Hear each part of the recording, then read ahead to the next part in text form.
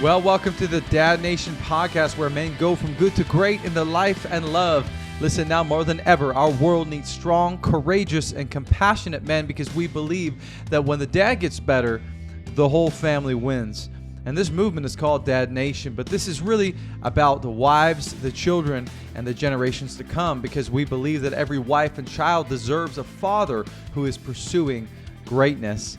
My name is Mitchell Osman. I'm your host, and I'm so grateful and I'm truly humbled that you've chosen to spend your most precious resource, which is your time, with me today, my friends. Okay, so today we're going to be talking with a guy named Tanner Clark, okay? And I'm so excited to introduce you to him because if you're listening to this podcast and you have kids, you're going to get a ton of value from this episode, okay? Tanner has spent 10 years working with youth and teens and learning from them, helping them feel valued and loved.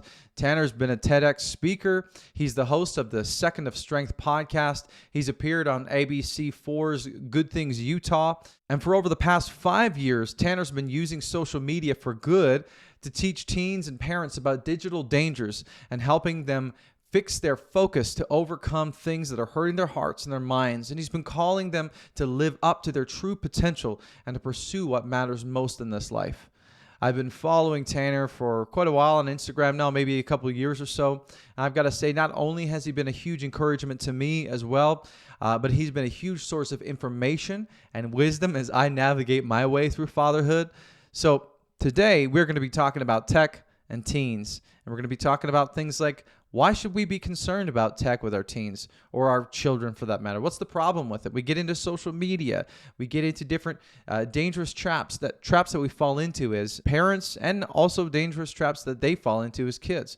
We're going to talk about when is an appropriate time to introduce technology to our kids. How do we introduce technology to our kids? And for example, what if I've already done it and things aren't going well? How do I reel my kids back in? And so we cover all the bases today.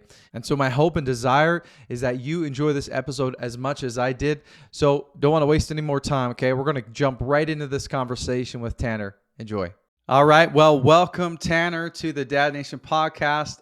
Looking forward to chatting with you today. I know that the men that follow me and are going to be listening to this today, there's a lot of men who have kids, who have teens, and are going to be really interested in what we're going to talk about today, which is tech and teens and tech and kids. And I just want to say, brother, I've been following you for about a year and a half or so It's been now. a while. It's been a Yeah, while, it's right? been a Yeah. while, man. And I've just loved your content. I love your mission. And I just think it's such an important topic and it's a pressing topic. And I want to hear more people talking about it. So thank you for what you do. And I'm looking forward to getting into this. So tell us a little bit. So for the people listening who've never heard of you before, tell us a little bit about who you are, Tanner, and what you're up to. What's the genesis story of this vision that you've started on Instagram and all Yeah. those different things? Yeah. So, I think what, the beginning is I just really like helping people. And I've worked with teenagers for a long time, whether that was through church and, leading youth groups and things like that. And there's just this real need in the world for, especially in the digital social media age, for kids and people and everybody really. I mean, that's one of the most comments I get when I post something for teenagers online. Almost half the comments are from moms going, I needed this, or dads going, that's actually for me, not for my kids, So, but I just feel this need to really help teenagers and people become the best version of themselves. And I think, going back in time and like how I got started in this, aside from working in church with youth groups, was almost serendipitously. I just kind of fell into it. I had an opportunity and met a couple of the right people. And one day what happened was I was driving around the lake on my way to work. And I just felt this really strong impression that I needed to be working with teenagers. And I'd felt it before in my life and I didn't listen. And that day I took note of it and I really paid attention. And once I kind of listened to that voice and what was going on in my head and my heart, the doors kind of opened up. And so I met the right person who, helped me speak in my first school. And from there, it's kind of just trickled. And it's been, it's been a slow grind, and it's been, one of those things. If you think about, you know, wanting to do something great, nobody starts out great. Everyone starts out at the bottom. Everyone starts out at, day one. And, day whatever I am now, we've seen, a lot of success in getting into schools. I was in Tucson this week speaking to a middle school and some parents and helping them out. And you kind of look forward and go, okay, well, what does the future look like? Where does it go? And quite frankly, I don't know. I'm excited to see where the future goes because I don't really know. So that's who I am. I speak in schools. I help teenagers.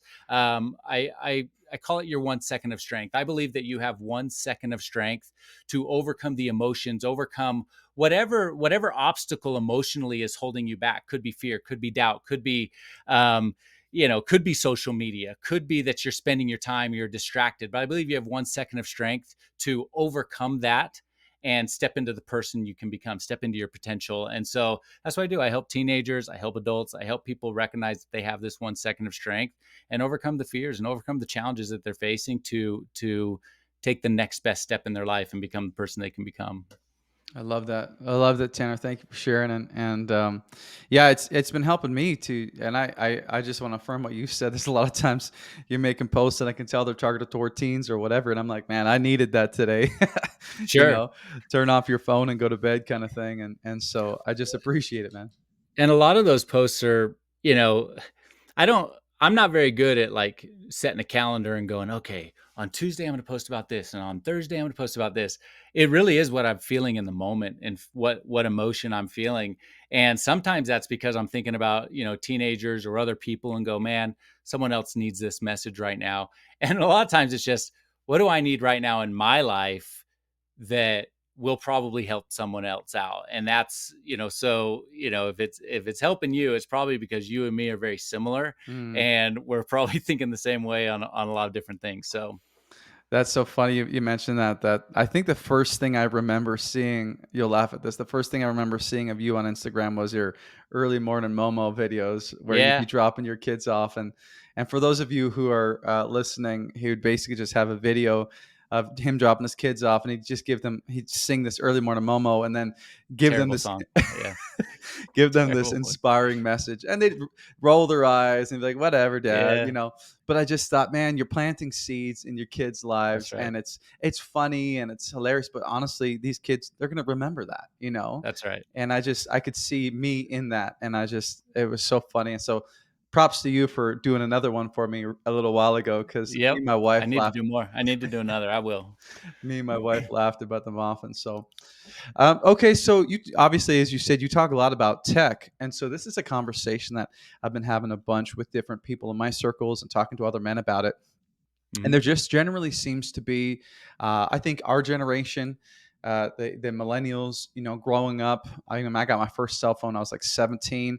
I had already developed a lot in my social being and my some of my confidence and things like that. My first phone was like a flip phone with a T9 word. Yeah. I didn't have there was no Yeah. such thing as Awesome. Instagram and all those things. And so I feel like by the time that hit, I was at an age where I was developed a little bit more. And so, but however, I still, as we all still struggle with a little bit. Yeah. But now that our generation are seeing, because I think we're the first generation to really be affected by this, we're having kids and saying, wait a minute, maybe the solution isn't just giving our kids a smartphone. Maybe the solution isn't just, letting them mindlessly scroll on YouTube. Yeah. And so, in your experience, obviously you're a professional in this, you talk to thousands of kids and parents. Um, why do you think that we should be concerned about tech when it comes to our kids? And it seems to be fairly polarizing. So what's actually the problem with it in your experience? Well, I mean, the very simple problem is that these apps, these phones are designed with one goal in mind, to keep your attention as long as humanly possible, because their revenue model is simply the more time you spend, the more ads I can serve you, the more ads I can serve you, the more money they make, right? It's an ad generated model. And so the goal is to keep you, me, our teenagers there as long as possible. The challenge with kids is that their brain isn't developed yet. And so our brain is this complex deal, right? But like the prefrontal cortex, the front part of our brain, that's the part of our brain that is responsible for logic. It's responsible for decision making. It's responsible for, making sound choices in our life. And then the middle part of our brain's got the limbic system, the amygdala, and that part of our brain is our emotional response center.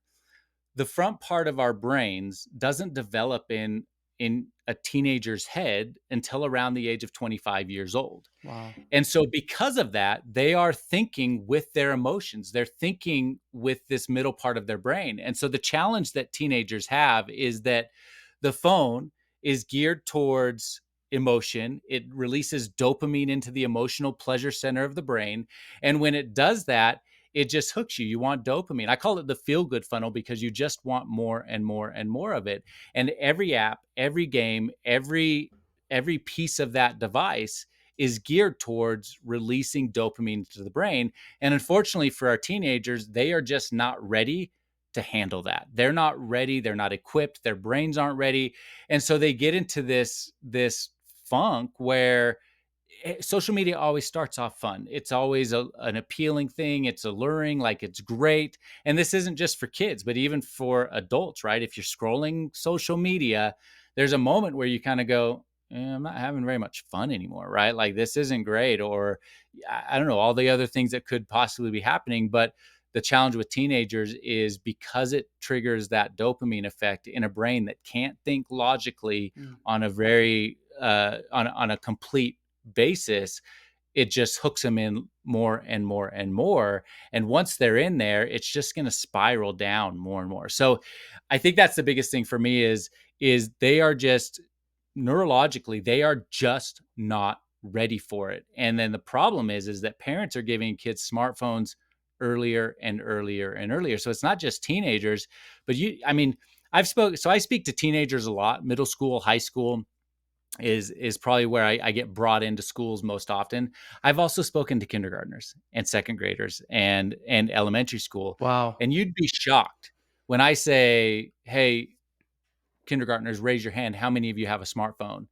50% of them will raise their hand. It is Wow. happening earlier and earlier and earlier, which is just more time that they're not developed. And then the studies will show that the more time you're spending online, the more gray matter is in your brain, and you're actually not developing your prefrontal cortex the way that it should be developed. And so it just creates this hurricane of impact in our kids' minds that they're just not ready for, and it's creating a problem. And I think, if you were to look at, in fact, I've looked at the suicide rates in the United States, in various states. I've actually looked at suicide rates in Canada, where you're at, in Alberta, and there's a trend from early 2000 to now. There's a trend where suicide rates are increasing, anxiety is increasing. I said increasing. Anxiety is increasing. Depression's increasing. And if you plot on a map when the iPhone was introduced, when Facebook was introduced, when Instagram was introduced in 2010, when TikTok was introduced originally as the app Musically in 2014, and then 2017 as TikTok, you see that as you scatter plot all of these apps on this map, on this grid, it follows exactly the curve of pain that teenagers are struggling with today. Wow. And so they're just not ready. And unfortunately, because of peer pressure, because of societal norms, parents, dads, moms are just kind of going, okay, well, you've made it till 12 years old. Here you go. You've made it till 14. Here you go. You've made it till 8 years old. Here you go. And they're just putting a dangerous device in kids' hands, and they're not ready for it. Hmm. That's powerful, man. Those statistics kind of break my heart actually just thinking about it. Let's talk a little bit about that. So specifically, oh, I can't believe that kindergartens. That's crazy, man. It's Um, nuts. It breaks my heart when I'm asking them because I know half of them are going to raise their hand, yeah, and I just know the struggles they're going to have in their life. And does it impact everyone the same way? No, no, it yeah, doesn't. of course. Does it? Like, are some teenagers completely okay? Yes, but Hmm. for the most part, they're not. And I think if you even ask, just whoever's listening was to kind of just take a self assessment and go, "Am I really okay with social media myself?" And the answer for most people is no. I'm susceptible to comparison, to distraction, to all of the things that it does on a teenage level. It's doing it to you and me too. And so we just have to be really aware. And I just believe that awareness is the first step to growth Mm. in any aspect of life. And so for teenagers, part of my role is I go into schools and just be like, hey guys, here's the facts. Now you're aware. Now you can find your 1 second of strength to change. Let's do that throughout our lives. So Hmm. Wow. So while we're talking about this, you talked about smartphones, right? mhm. Now we talked about social media. And so what are some of the, because I know there are going to be parents who are listening that their kids already have devices Yeah. and, they're like, okay, well, what now? Which we'll get into a little bit later. But while we're talking about social media and stuff, what are some of the most challenging or some of the most problematic apps that you've encountered that you would say, hey, parents, if you're listening, you need to be watching out to make sure that these kids aren't spending time on these programs? Hey, real quick, we're going to get back to the episode, but I want to give you a free gift today. So if you're here and you're listening to this and you have been having a hard time in your marriage, maybe you and your wife just feel like really great roommates. You haven't had fun in a long time. You just kind of getting caught up in chores and the to-do list and dropping the kids off and picking them up. I've got something called the Roommate Remedy, which is a free PDF. It's a guide for you. It's 113 ways to have fun with your wife and spark intimacy again. And this guide is going to teach you and your wife, they're going to give you a ton of different ways to have fun. So that's totally free for you. Listen, if you're watching on YouTube, I'm going to have the link in the comment section below. But if you're listening on audio, just hit up dadnationco.com/remedy for this free guide for you. Listen, I believe in the marriage model. I believe in you and your wife. You can do this. I'm rooting for you. All right, let's get back to the episode. Yeah, so there's different there's different challenges for different apps for sure. But if it's like if it's comparison, Instagram's going to be a big problem. If it's wasted time, TikTok's going to be a big problem. YouTube's going to be a big problem for wasted time. Snapchat is extremely dangerous. The disappearing nature of that app is Snapchat has a couple of problems to me. One, it was created on the basis and the foundation of sexting. So Evan Spiegel in college, dropped out of college, created this app because they wanted to create an app that they could send nude pictures with girls. That's what they wanted to do. So that's what it was founded on. And unfortunately, a lot of kids are using it for that. Just the disappearing nature of it creates this like curiosity with kids that they almost think that they're okay asking for these things and receiving them. The problem is they can get into big trouble with that legally and mentally as well. The other thing with Snapchat is, and if parents, if your kids have Snapchat, I would challenge you to look over their shoulder one day while they are using Snapchat. And if you've ever wondered why kids can't focus today, why they're distracted all the time, why they can't focus, watch how they engage on Snapchat, because it is the most rapid fire, like, look at a picture, look at a picture, take a picture, look at a picture, look at a picture, take a picture, like over and over and over again, to where they just can't focus on it. And then you get into the same thing. And so what all these apps are creating is really instant gratification. Everything good in this world takes time. Everything good that we want, no matter what your age is, it takes time. Dad Nation takes time, right? Like everything takes time.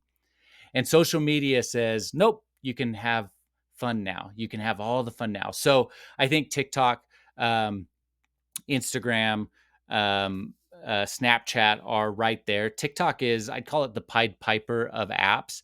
If you watch what TikTok does, every app tries to mimic it. Every app is trying to follow what TikTok does because they're capturing so much attention of adults and teenagers.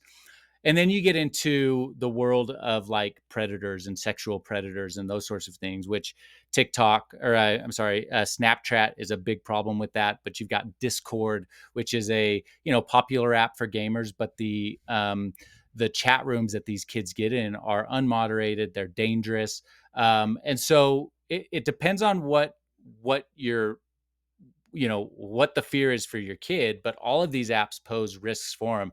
And one thing I always tell parents is No app on your kid's phone should be unknown. Mm, You should download it first. You should be in it. You should understand it. If your kids are on it, you should be on it. If you're going to allow it that way, then you should be on it. You should be friends with them, because too many times we give kids access to smartphones and apps, and we're just like, hey guys, have fun, be safe, God bless. And it's like, wait a minute. mm, That's totally opposite.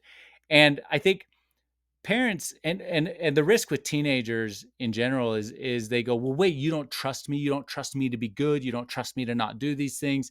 And I would say to parents, like, it's not that I don't trust you. It's not that I don't trust you. I don't trust other people. mm, I don't trust other people with bad intentions that are, trying to, target you. The FBI estimates that on any given day, there are 500,000 sexual predators online targeting teenagers. And they're targeting teenagers because they know that they think emotionally. Teenagers want to feel loved. They want to feel heard. They want to feel listened to. And so these predators go onto these apps and they listen to them. They understand them. They make them feel loved. And all of a sudden, they're they're in it, right? I was talking with a school a while back, and afterwards, this little sixth grader comes up to me and she's like, "Hey, Mr. Tanner, what you were talking about, those predators, um, I had something like that happen to me on Minecraft. Minecraft, like Roblox, Minecraft. If your kids have Roblox and Minecraft, any app with a messaging system wow. opens the door to these." And so this little girl said that there was this guy who he had created multiple accounts, and with three of the accounts he was bullying this girl. He was knocking down her towers, and with the fourth account he was being kind and loving and understanding and protective. And so the little girl ran away from the three that he had created and ran straight to him and Mm, created a bond and a friendship. And he's got her just wow. like that. And it happens so fast. And these kids add people on these games as strangers. And within just minutes of playing the game with them, they don't call them strangers anymore.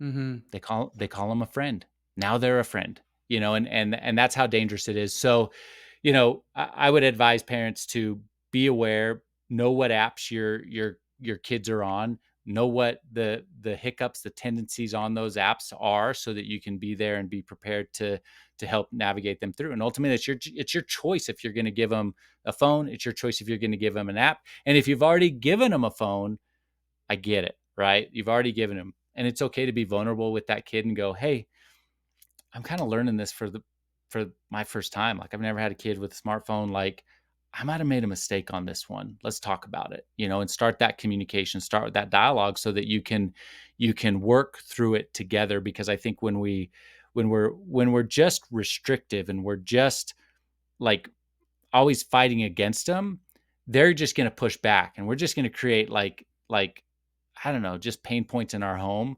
Let's have the conversation with them. Let's walk side by side with them. Let's talk about the struggles. Let's talk about the pains. And if you can do that, then I think you're setting yourself up for a good dialogue and a good home where you can get through this digital, adolescence together. Hmm.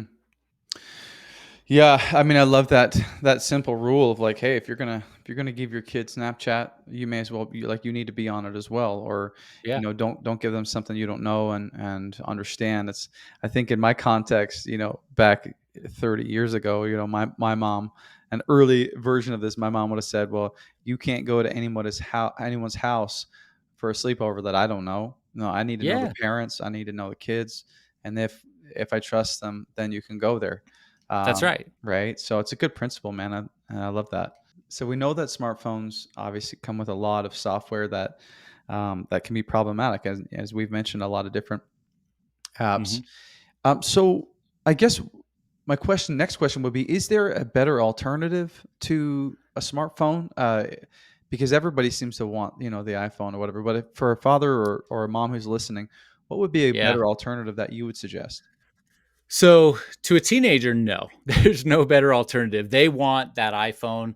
There is, it's a status symbol, and in fact, there's bullying that goes on in your schools, middle school, high school, before that, if a kid doesn't have an iPhone. It happens all the time. And I hate it. I hate that.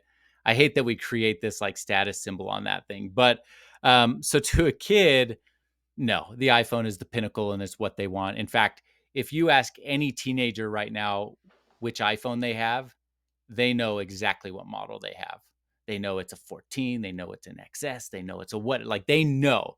A teenager asked me a while back, he's like, what phone do you have? And I was like, I don't know, an iPhone. They're like, which one? I'm like, I don't know. It's like 3 years old. I don't know what it is, but it's a big deal to them. So to parents, here's my simple, I guess how I look at it, and every kid's going to be different and every home's going to be different. So the parents get to decide on their own. But when kids are really young, I'm talking elementary school age, 5, 6, 7, 8 years old, they don't need a smartphone at all. And I would go with something, they need a communication device. I understand kids are going to friends' house, they're at school, they need pickup, whatever. All they need is a communication device. And so, get something simple, whether that is a watch. In the United States, there's something called Gab, and you can do those watches. They're not available, unfortunately, in Canada. However many of your listeners are up in Canada, and the challenge is that in the United States, these phone makers that create these different versions, they can use different towers. In Canada, they have to have their own towers. And so that's the problem that they have. So I would go really young, simple communication device. I would go with some sort of a watch that they can call on, that way it's always with them. If, even Verizon has watches, they have like the Gizmo watch. So there's watches that you can have there.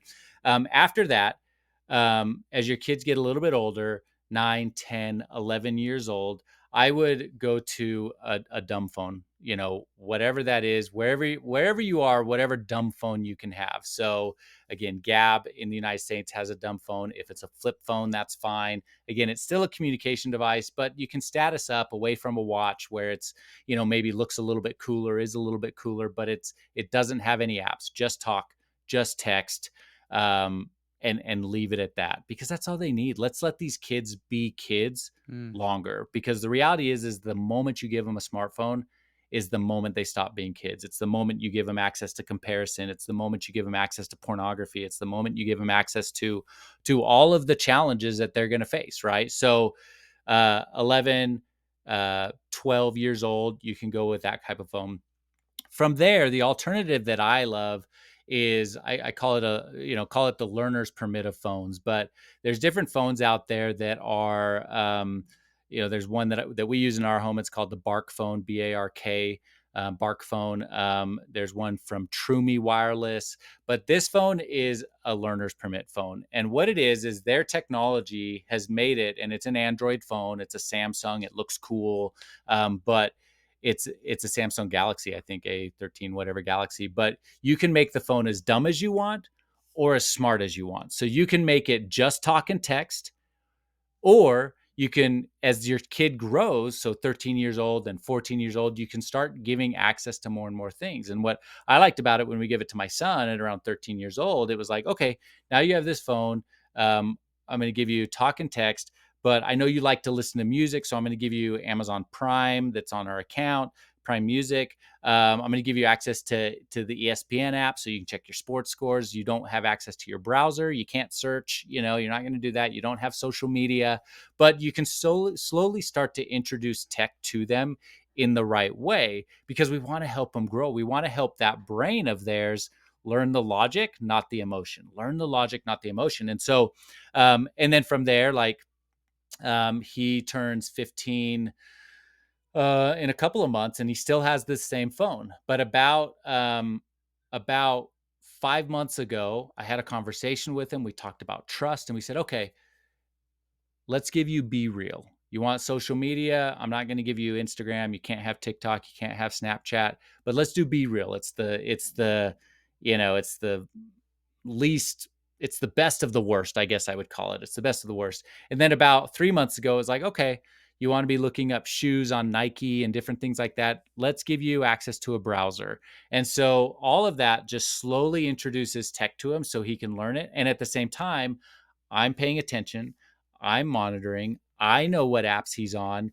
And then the beauty of the Bark phone is it also it also monitors on the back end. So if he's getting into hot water on something, if there's bullying going on, then it alerts me on the back end and I can pay attention to it. So that's kind of the path I would take: a watch, a dumb phone, and then a learner's permit phone that you can slowly graduate it up. And then the next question is, well, when do I give him an iPhone? And the answer is, that's your choice. When do you think they're ready? I don't think that they're ready at 15 years old. Do I think they're ready at 16 years old? Not really. I know the social pressures are there. Can you lock down an iPhone in a good way? Yeah, you can. It's hard. I guess I would say it's not hard necessarily. It's hard for parents to learn. Like, parents don't want to learn all this stuff because we didn't grow up with technology like this. We have to learn it ourselves. And so the iPhone is when you think they're ready for it. And for some kids, that may be the minute they walk out the door at 18 years old. And for some kids, that may be 15, 16. But I think every kid that you give an iPhone or social media to is ultimately going to be impacted by the same things: comparison, self-doubt, self-worth, all of those things that damage everyone that has these apps. So Hmm. If you're listening, take notes, save this episode, because Tanner's just given some fantastic advice and direction as to how the step-by-step process you can make as a parent, which is fantastic. So thank you for that. I heard somebody say a little while ago, when I first read it, it was on Instagram, our mhm, favorite of platform. course, yeah. Um, and they had said, somebody had asked them the question, when should I give my kid a smartphone? And he just said, well, whenever you feel comfortable giving them access to porn. Yeah. And I was like, whoa. And that first visceral feeling of like, can he say that? but Wait, then, what? but then I thought about it. I'm like, well, yeah. I don't disagree. Can you explain? Like, what are your thoughts on that? Would you expound on that? Oh, Would you agree? yeah, I agree wholeheartedly. So the average age that kids, I shouldn't say the average, the well, it is the average. The age that kids are now being exposed to pornography is about 8 years old. It's about 8 years old. And so, but in today's world, porn is a crime of opportunity, and it's a crime of just exposure, right? Like in the digital world, you are always 1 to 2 swipes away. If you're on Instagram, you're 1 to 2 swipes away from, because the algorithm is going to show you provocativeness, right? It's Mm, going to show you that. If you're 8 years old and you have a smartphone, then yeah, you've got the access there. And then, and parents, we can always teach our kids all the good things, right? And we want to have these conversations. In fact, if you if you have kids and you have, I don't care what age they are, 6, 7, 8, if you have kids and you have not had a conversation with them about this, then pause the program, go have a conversation with them about it, right? You need to be, and just because you talk about it does not mean it's going to happen. And you can always talk about it in a good, in a softer way. There's I think Defend Young Minds is an account on Instagram, and they wrote a book called Good Pictures, Bad Pictures. It's a great way to talk to young kids about what they're seeing. If you see something bad, come and tell me. That's it. And then what's most important for parents is, and I think a big mistake parents make is, if your kid gets into trouble, pornography, whatever it is, and they come and tell you, do not freak out. mm, Do not freak out, because if your kid trusts you to tell you that hard truth that they're scared to tell you about, they think you're going to react in a negative, you know, mama bear way. If you freak out, you will lose their trust. mm, And the next time that they need to trust you with something, they won't. mm, They won't. And so keep their trust, but have these conversations with them young, because once our kids leave the home, then they are going to be influenced by all the other things that are outside the home and less from us, right? Their friends are going to influence them. influencers or social media or whatever's on their phone is going to influence them, and we have much less time with them. I mean, my kids are in elementary school up to high school, and I spend, I don't know, 2 hours a day with them. That's it, and so where are they spending their time? They're spending with friends. And so, I've had kids in my church youth group before that, they go into their football locker room and they're like, "Hey man, check this out." And they just show them pornography right there. And your kid has to know, they have to recognize their internal values and be able to go, "Whoa, whoa, whoa, I don't look at that stuff." They have to stand up for that. And so those values have to be taught really early on. And you have to almost give your kids the playbook and the tool book of what to do if they see those things, so that when they see it, they're not surprised by it and they know how to react. Because too often, I mean, look, pictures like that are going to impact the brain the way they're going to impact the brain. Every dude listening to this right now knows that. Well, now take away the logic of your brain and go, well, nope, you just think with your emotions, and it's nearly impossible to Mm. start. So that addiction can start earlier and earlier and earlier. So, yeah, I agree with that statement. Kids are seeing it younger and younger, and so you're either going to put it in their hand, yourself, or they're going to see it some other place. But I think the smartphone's the easiest access. And I would just add one thing to that is, if your kids, my this should be a law in every home in America, in Canada, in the world. It doesn't matter where. The smartphone should never be in your kid's bedroom, ever, or in the bathroom, ever.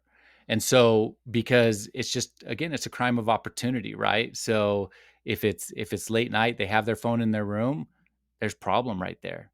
Now it's dark, right? So like, it's problem. If it's in the bathroom, it's a problem. So that would just be like a simple rule. And if your kids are already sleeping with it in their room, then I would just, I don't know, be the bad guy, take it away. It can't happen. Like, this is the new law. They'll adapt. They'll adjust, but sometimes you just got to be the bad guy. Mm. Yeah, another great, just black and white rule you can set, right? Here's the Yeah. no phone zones, right? Yep. I love that, man. It was interesting. I was talking to a good friend of mine a little while ago. He has 5 kids, and his teenage daughter is 13, and no, Hmm. she's 12, and he just noticed like just this growing hostility from her, and just growing. She was just growing more and more angry, and it seemed like there was this growing chip on her shoulder. And it kind of all came to a head one day, and she had made a reference to somebody she was talking to, and uh, and then he just had enough. He said, I want to see your phone." And he started looking through some of the messages, and I can't remember if it was Snapchat or it was TikTok or what, but there had been one person who had basically targeted her, been grooming her, and it all started with talking to her about if she was straight or gay or bi or whatever. And then she was having this conversation with her dad, and her dad said, "Well, hey, I don't think you really need to worry about this right now. You're 11 years old. Like, Hmm. but then the conversation, she went to him on the DMs, and then he said, well, that sounds like oppression. Sounds like you were living in an oppressive family." And then that Hmm. started with and exactly what you said, man. And the conversation evolved into things that this guy was saying that I can't even repeat on this podcast. And my buddy, it just broke his heart. It blew his mind. And he's like, I had no idea that this person was targeting my 11-year-old daughter, and grooming her for this, and it completely transformed their relationship, and she turned into a different person, and they had to have this Yeah. big intervention. But I mean, it's happening. Don't doubt it, right? You're saying it's proof. I've seen it in my social Yeah. circles as well. It's not that we don't trust the kids, although they're 11, 12, 13, whatever age, right? Like they have a lot of they have a lot of life left to live, right? But you can't trust these other people because they know how to target kids. They just know. They are professional creeps. That's all they do. And they're having these conversations with hundreds of kids at a time, just trying to groom them. And then they'll do little things to show their control over them. It could be that they get them to cut their hair or dye their hair, just little subtle things that bring that control back. But I think what you said, I think is so important for dads out there, is that if you're kid has a shift in personality, pay attention. Mm. Does it mean that they're being groomed online? No, maybe not, but does it mean that something else emotionally is happening? Yeah, it does. It means that, it could be just the pressures of social media in general. It could be bullying at school. It could be that, they're being bullied at school and then online. It could be what you're talking about in terms of being groomed. But your kids are going to show you with their actions, right? And I just truly believe that most often, more often than not, if your teenagers, your kids are having a problem, it started the moment you put a smartphone in their hand. You can always track it back to the smartphone because it just has so much control and so much power over them.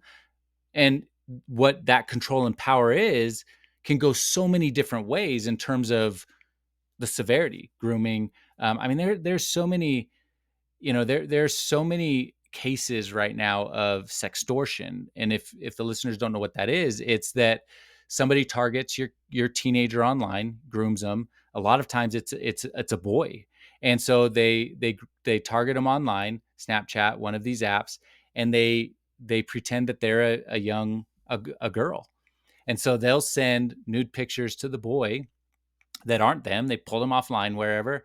And then the boy sends nude pictures back. And as soon as they send nude pictures back, the person that targeted them is going, gotcha. Okay, you need to send me $5,000 or I'm going to share this picture with your parents, your friends, your school, and everybody. And the kids then go, what do I do? What Mm. do I do? And there's this fear and this pressure, and like they can't admit to it because then they admit that they've been sexting, and they can't, and so then all of a sudden they're in this deficit.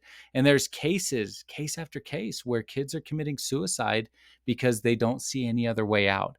And I hope, and I tell every kid in every school I go into, and for your listeners, there is always a way out. Mm. Always. Is it scary? Yes. Is it painful to have those conversations? Yes. However, you'll make it through. You will be okay. But parents, it's your job to not freak out. They've been targeted. They've been, they're vulnerable. It is not their fault, even though they've done these things. It is not their fault, but we can't freak out about it. We have to be loving. We have to be understanding of it. And when we do, we stand a chance at really helping these kids. So Mm. Yeah, stay alert, stay aware, being, yeah. yeah, for sure, man. That's some pretty wild information. This is not a comfortable conversation, It's not. And it's not comfortable when you have the conversation with your kids, but you got to have the conversation. Yeah. And I do believe in phone checks. You mentioned that your friend said, "Hey, give me your phone and I'm going to check it." Um, when you give your kid a smartphone, whatever age that is, it comes with the stipulation that you're going to check their phone. It's just law. And it's not to spy. It's not to, in fact, there's a study, a Pew Research study that says that 43% of kids believe that their parents check their phones. The other way of that study is that 50% of parents check their phones. So there's a 7% gap between the parents who say they check it and the teenagers who say they check it. I love that 7%. It's my favorite 7% because I want you to check the phone and I want you to let 95% of it go. You know what I mean? Like, don't show that you're spying. Don't show that you're like, don't freak out on them for little things. Like they're kids.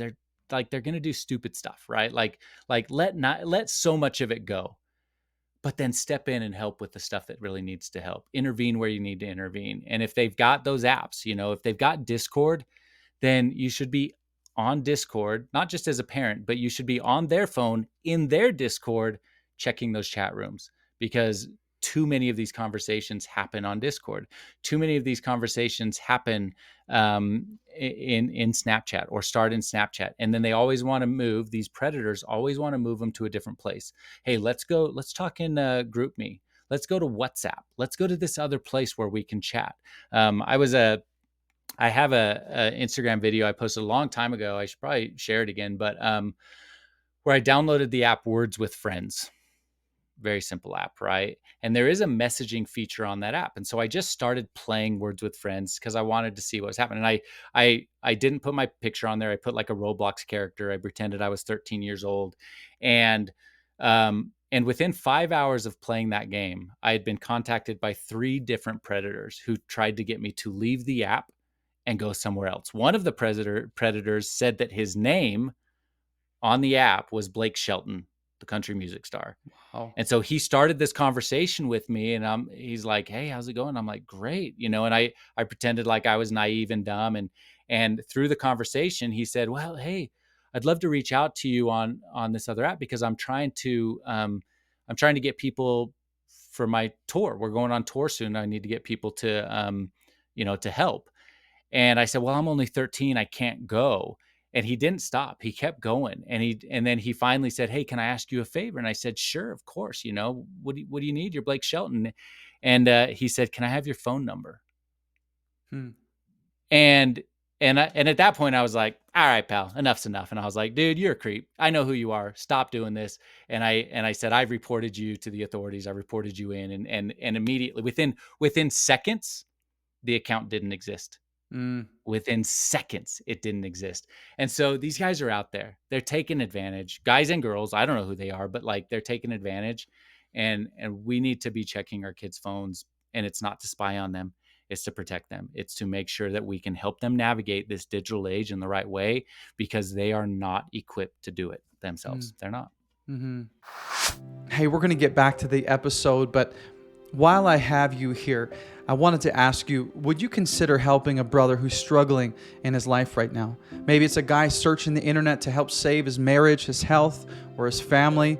Maybe it's a man that's just behind you on this journey.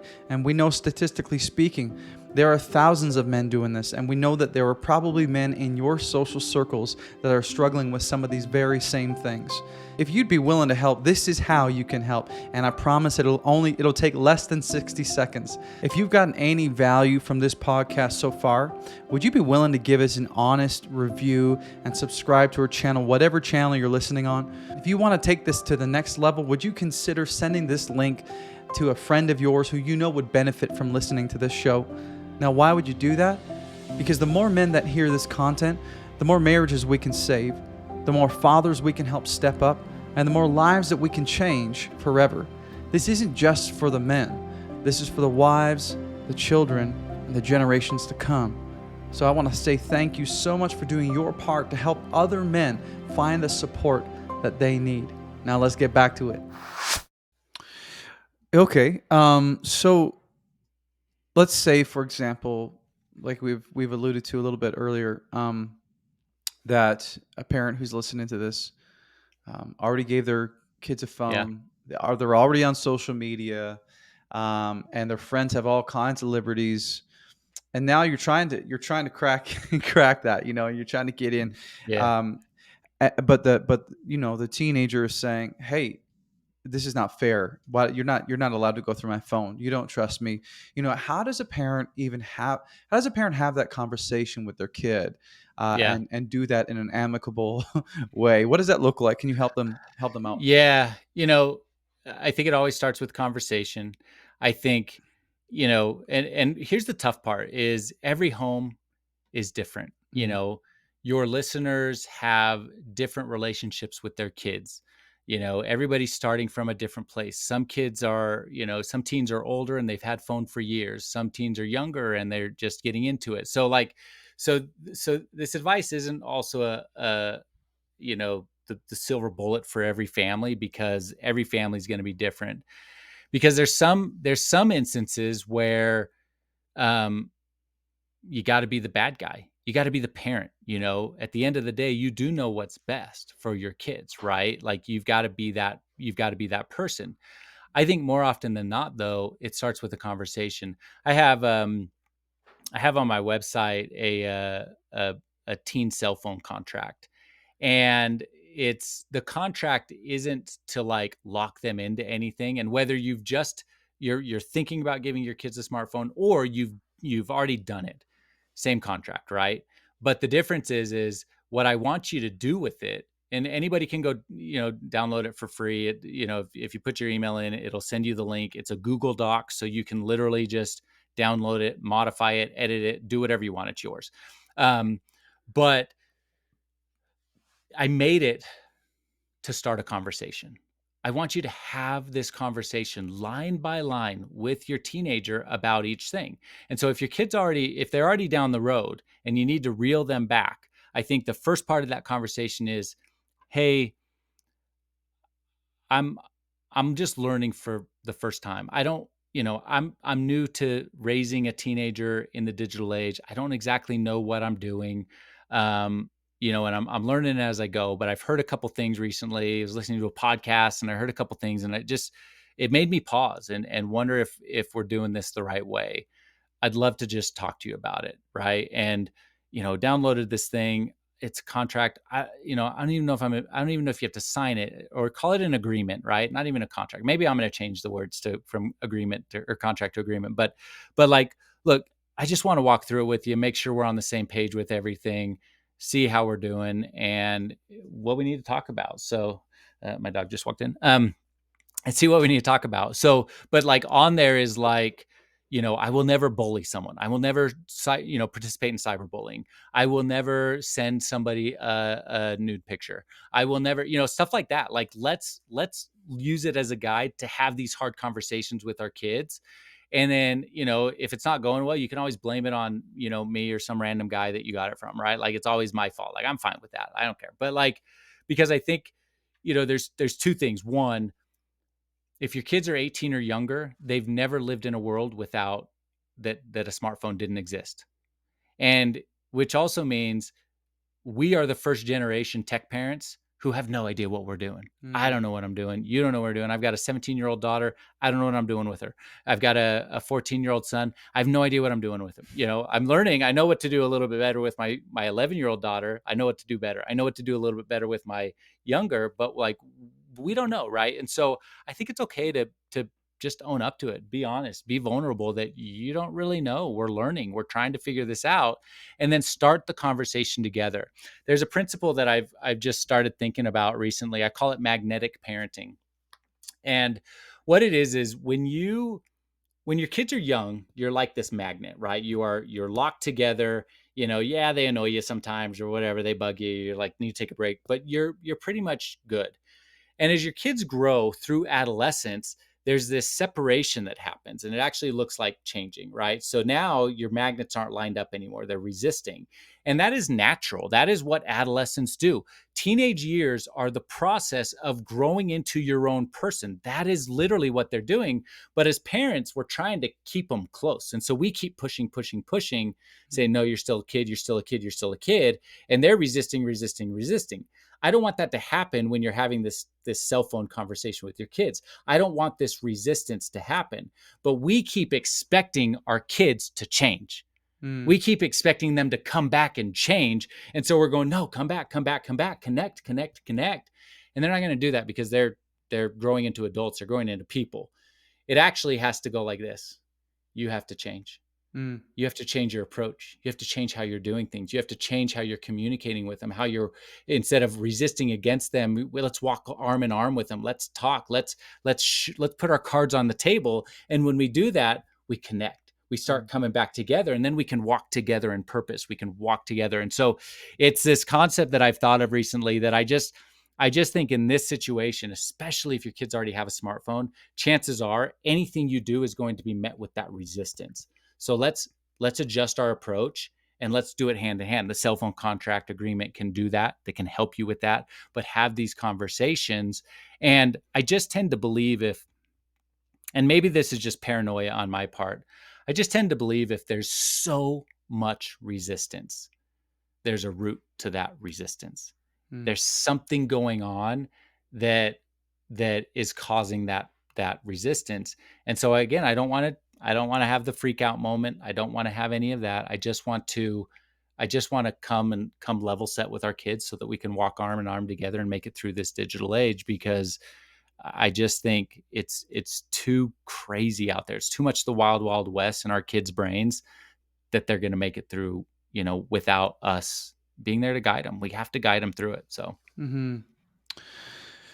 Yeah, I think there's just a ton of power in just admitting that, hey, I don't have this figured out, and I love that, what you brought up, how we're the first generation to try and yeah, figure this out. And I think there can be a lot of freedom that comes with just being able to say that, right? Like, yeah. I don't know how to do this. Well, it Um, takes pressure off of you, right? Like yeah. like you're not expected as a parent to know how to do all this, right? Like Hmm. I don't know. We didn't know how to do anything when our kids were really young. Like, did we know, when your first baby's born, did you know how to be a dad? No, but you solved it pretty quick, right? Like Hmm. you learned pretty quick how to do that. Did you know how to change a diaper? No. Did you know how to calm a crying baby? No. You didn't know how to do anything. And so the digital age is like, it's like that. We don't know what we're doing, but there's tools, there's resources, there's ways we can learn and solve and figure it out. And if we've already given our kids that phone, then it's easier to do it together than apart. If you haven't given your kids a phone, wait as long as possible and try and solve these things as you go or implement those right tools as you get going along. So Hmm.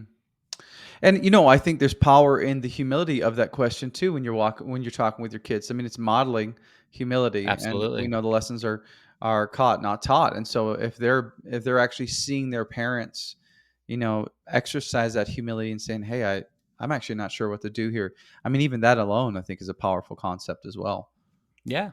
Yeah, it's So, huge. I mean, it's I don't know, life lessons 101, right? I mean, in every aspect of life, if you can embrace that humility, you're going to get farther than you would otherwise, yeah. right? But if it just comes with, I know best, then I don't know, because your kid doesn't think you know best. Hmm. Especially a teenager. That's I mean, that's like their rule of life is parents don't know anything.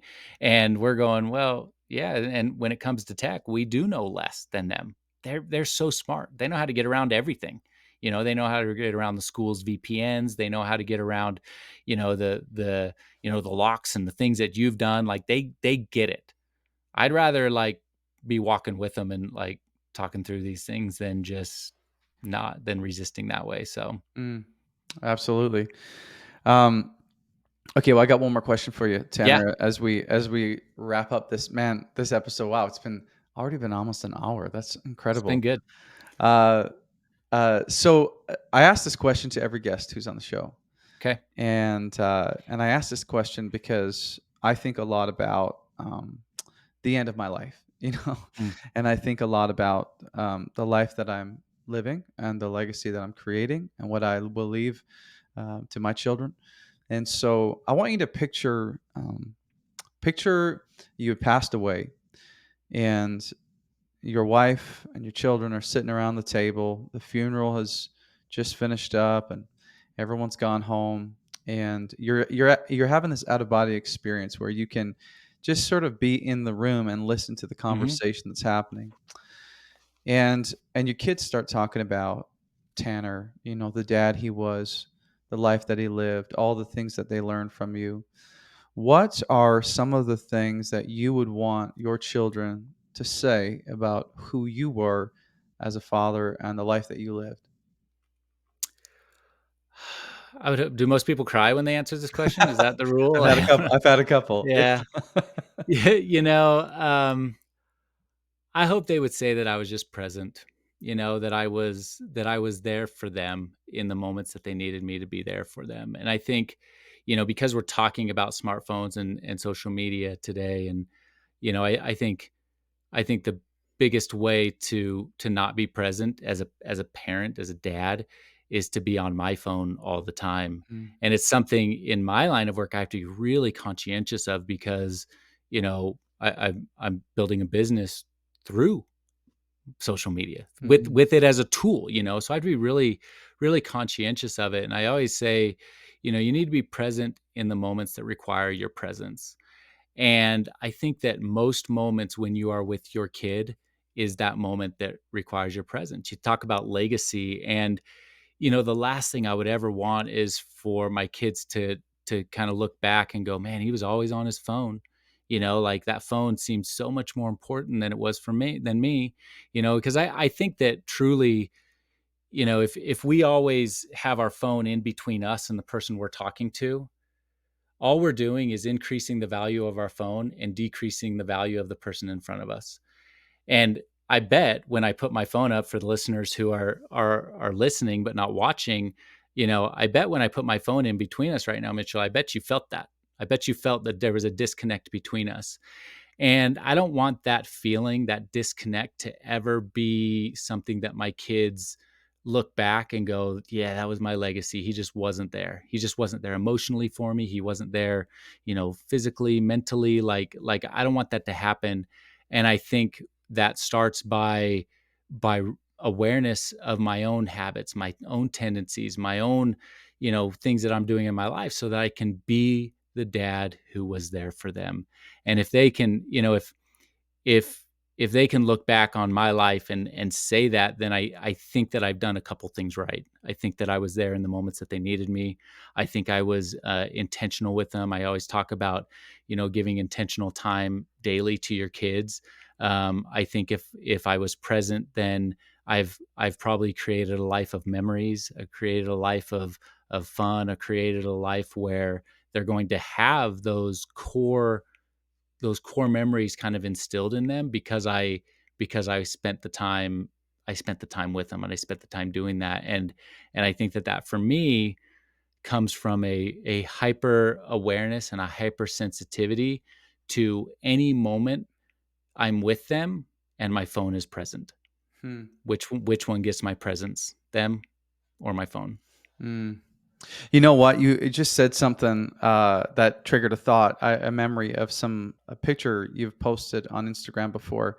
And I wasn't planning on asking this question, but there's a box that you stick your phone in and lock it and charge it. Yeah. What is? Can you tell us what that is and why Yeah, you do it? absolutely. Yeah.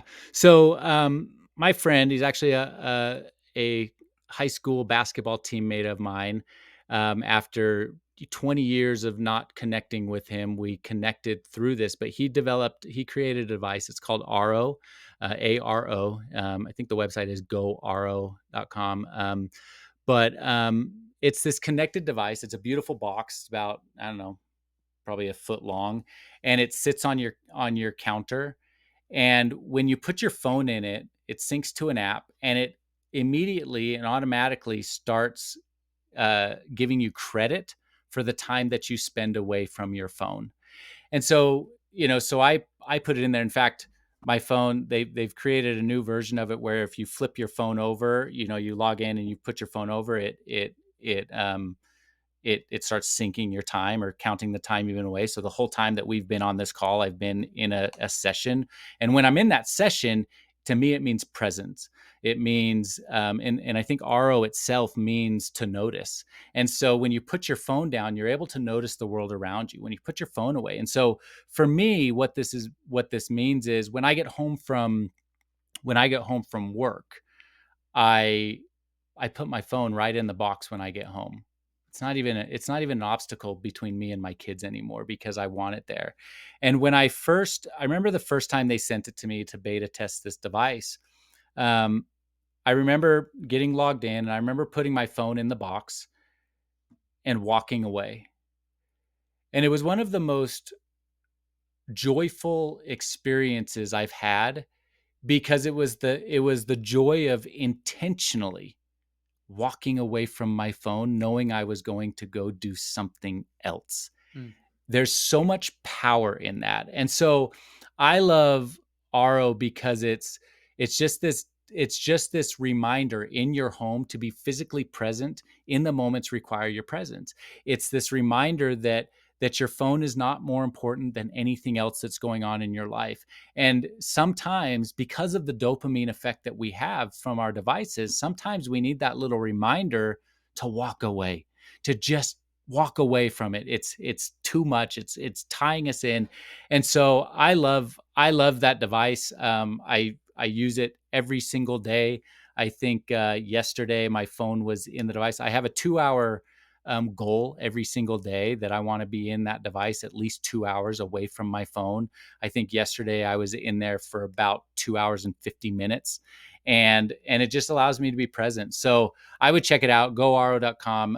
I think the code Tanner will TANNER will give your listeners a free month of service. The box is free, and then you're just paying for the subscription on it. So I think they get a free month on it. But I don't know. It's just, we need to be really intentional as people, as whatever your dreams are, whatever your goals are. It's not even just about fatherhood, right? Like, it's like, if you're sitting here going, okay, today I need to do these 5 things to grow Dad Nation, and then we spend how many hours scrolling on our phone, well, we've missed it. We've missed it, right? And I think that too many people say there's not enough time in a day to do all the things I want to do.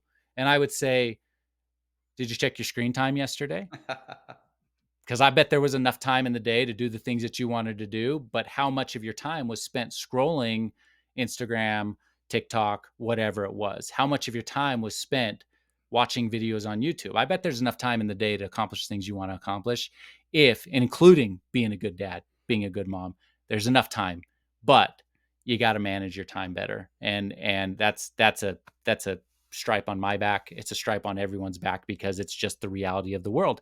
And something I posted just today is that if we are not intentional about eliminating distractions in our life, then we will always be unintentionally distracted in today's world.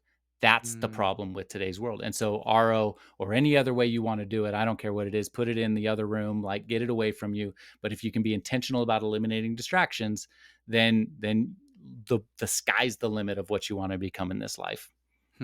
Wow, man. I'll just, so for you guys listening, I'll post the link to that box in the show notes below with the promo code, and just check it out. So last question for you, Tanner. Yeah. Where can we find you? I know there's going to be a lot of people listening who want to get in touch with you, follow you, or like, how can we come alongside you, support you in what you're doing? What is it? Tell us where we can find you on the internet. Yeah. So you can find me. My website is 1secondofstrength.com. And on there we can post links to this as well, but you can get the cell phone contract on there. Also, if you're interested in having me come and speak at your school or any other event, there's a form on there that you can fill out to get in touch with us. Or you can find me on Instagram at Real Tanner Clark, REAL, Tanner Clark. That's where I am mostly. I don't have, Twitter or TikTok or any of the other stuff that I said that we probably shouldn't have. So, but yeah, those are probably the 2 places that you can find me. I also have a podcast. You can listen at the Second of Strength podcast, which, I cover a wide range of topics on there, but to help with mental health and personal development. So. Well, you heard it, guys. Go check it out. Check out his Instagram. I know for me, he's been an incredible encouragement, and just how it works and the times that I've needed it to be reminded of these different things. Or check out the podcast or the website. And yes, he speaks to Canadian schools as well, if you're listening. Yep. So I'll put all those notes below. But listen, Tanner, thank you so much for joining us today. I know you've just brought a tremendous amount of value, and I know that our guys are just going to be so filled with great information today, and they're going to walk away encouraged with some real tactics and strategies on how to have these conversations. So thank you for what you're doing, brother. You have an incredible mission, and I wish you all the success that you could ever want to achieve in this mission, brother. Thank you. Appreciate you and everything you do. And yeah, you know where to find me if you ever need me. All right. We'll catch up soon, man. All right, there you have it, my friends. You have the information and the tools you need to have these conversations with your kids about technology, what to do with them, how to introduce it to them, and so on and so forth.